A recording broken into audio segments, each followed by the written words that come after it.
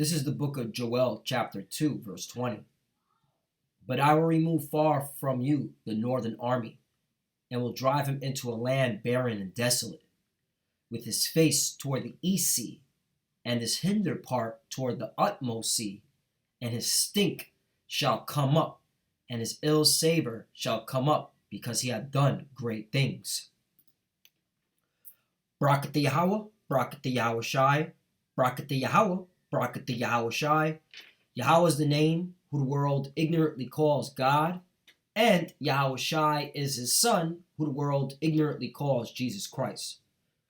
First and foremost, I want to give all praise and all glory to Yahweh, Ba'ashem, Yahweh Shai, Ba'ashem, Rakah, Kodash.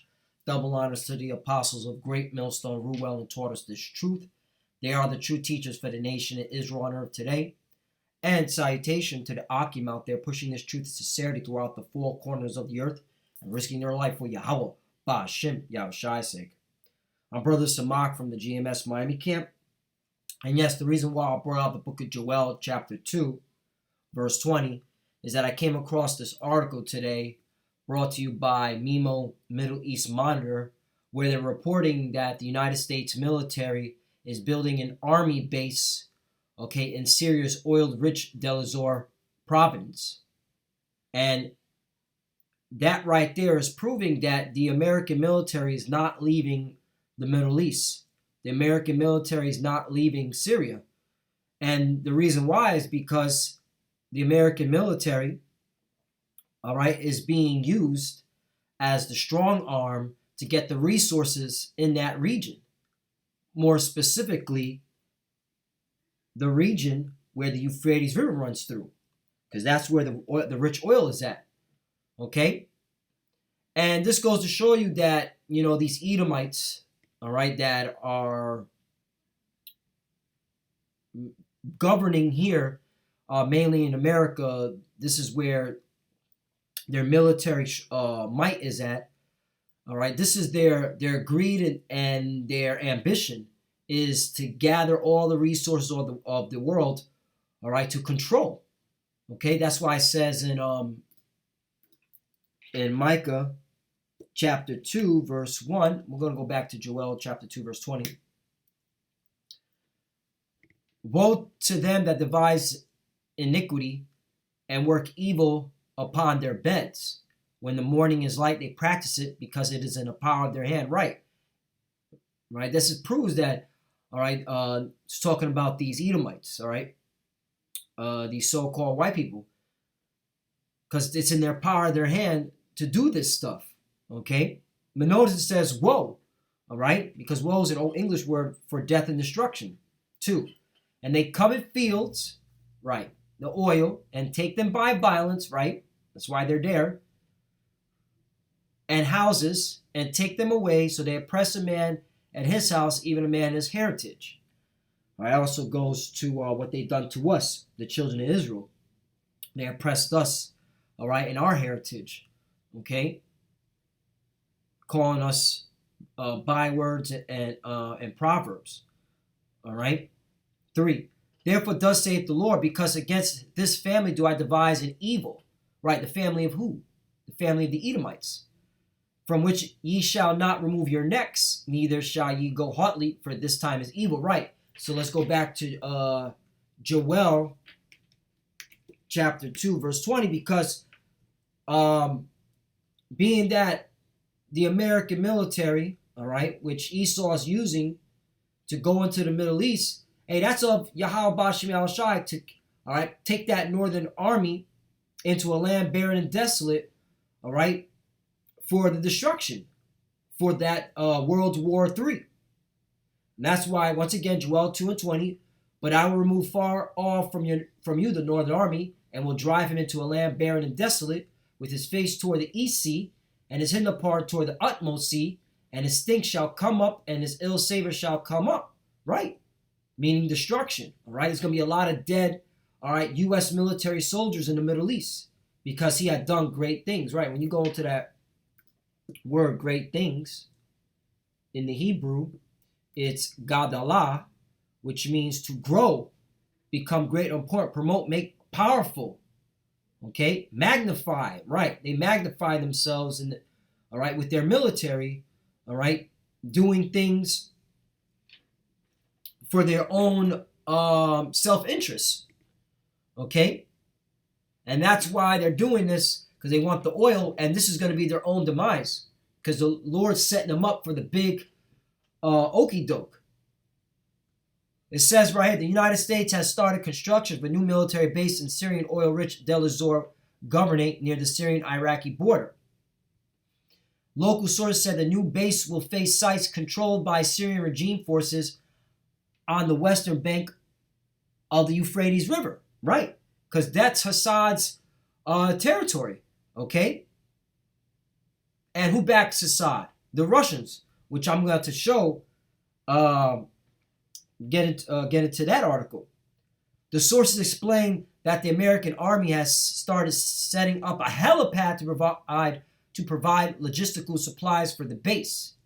Earlier on Monday, the U.S. Army deployed fighters from the Syrian Democratic Forces in the vicinity of the base for security. The new base will be the 4th in the governorate and the 9th in eastern Syria, right? So it goes to show you your American military is not being pulled out, okay? It's not being pulled out at all. Now, let's go to this article. U.S. Russia deploy military reinforcements to northeastern Syria. It says the convoy consists of 60 vehicles and truck loaded with military and logistical equipment. A similar convoy, 50 vehicles, arrived 2 days ago. And another entered the coalition bases in the eastern country of Ez-Zor on Wednesday, carrying 100 large freight cars. Right. This article came out Saturday, October 31st. All right. Well, the whole distraction about the elections and did Joe Biden or Trump win? All right. America's foreign policy has become extremely aggressive and ramped up, which goes to show you that, all right, World War III is about to happen. All we're waiting for is the mark of the beast, RFID chip, to be implemented. Meanwhile, let's go back down. Meanwhile, Russian military and logistical equipment arrived at Qamishli Airport in northern eastern Syria. Residents of the region reported that 26 large Russian trucks carrying ammunition, weapons, and logistical materials arrived at the base in Qamishli Airport, coming from Al-Tabagat in the Raqqa countryside via the international highway. So you got more Russian reinforcements coming in, American reinforcements coming in, all in, okay, the Middle East, man, the land barren and desolate. And that's why the American military, you're not leaving, man. You're going to be slaughtered. Meanwhile, the Syrian Democratic Council warned of Turkish threats against regions east of the Euphrates, accompanied by the withdrawal of its forces from Hama countryside in central Syria. Right, east of Euphrates. Now, let's get a scripture. There's the book of Revelation, chapter 16. I believe it's the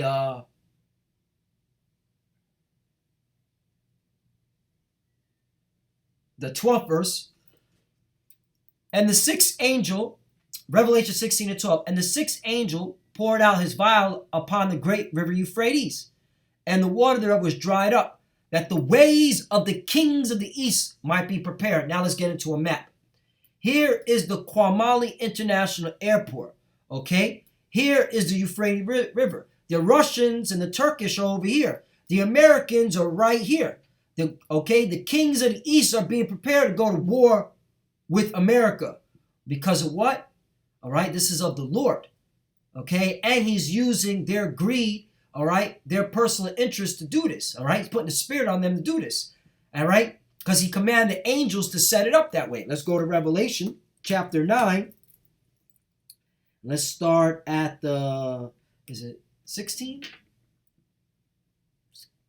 Excuse me, 14. I'll start at 13. And the sixth angel sounded, and I heard a voice from the four horns of the golden altar, which is before the Most High Power, verse 14, saying to the sixth angel which had the trumpet, loose the four angels which are bound in the great river Euphrates. Right.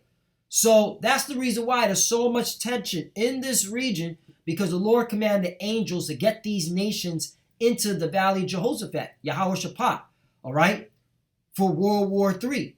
And America, okay, you are the main nation to go in here to create this tension, okay, because of your greed and ambitions. And who's going to pull you into a conflict that you can't get out of? All right, your allies. All right, the 1948ers.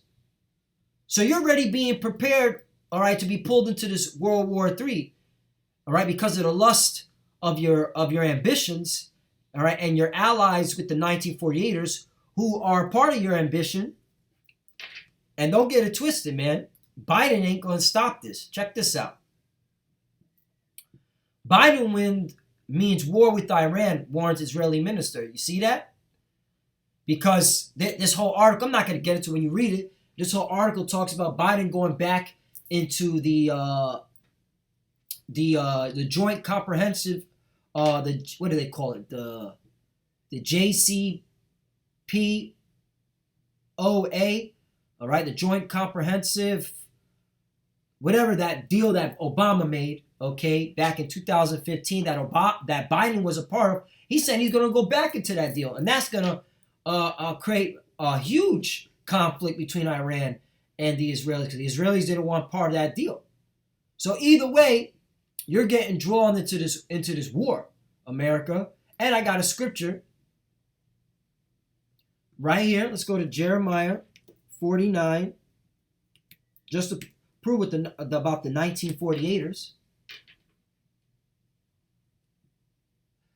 Jeremiah 49:20. Therefore hear the counsel of the Lord that he have taken against Edom. Right. The Lord, all right, has already set his counsel against you Edomites. All right.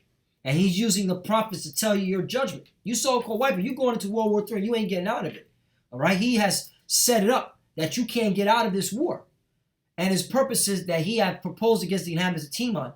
Surely the least of flock shall draw them out. Surely he shall make their habitations desolate with them. Right. The 1948ers. Okay. The so-called, all right, Israelis. They're going to draw you into World War III. And because of the lust of your own eyes, you're going to go in. All right. Because what are you doing building an American military base in Syria? So hey, as you see the distraction over here with the election, and you got militaries from America, militaries from Russia, all right, being reinforced in the Middle East, in the Valley of Jehoshaphat for the Great World War. All right. Well, you know what? I'll close it up with this scripture, Revelation 11. And what is it? 14. Yep. The second woe is past, behold, the third woe cometh quickly. Right. So we're literally about to see World War III knock at your door. All we're waiting for is for them to implement the RFID chip, the mark of the beast. Okay? And that will coincide with Jacob's trouble. Okay? Civil war. The Egyptian versus the Egyptians. The dollar collapse. All right? All that's going to happen, man. And while that's all happening and they implement that RFID chip, World War III will be knocking at your door and coming fast. And with that, I want to give all praise and glory to Yahweh, Ba'ashim, Yahushai, Ba'ashim, Rakak Kodash. Double honors to the apostles of Great Millstone who well and taught us this truth. They are the true teachers for the nation of Israel on earth today. And salutation to the Akim out there pushing this truth to sincerity throughout the four corners of the earth and risking their life for Yahweh, Ba'ashim, Yahushai's sake. Love you, brothers. Keep enduring. Keep the faith. As you can see, we're almost out of here.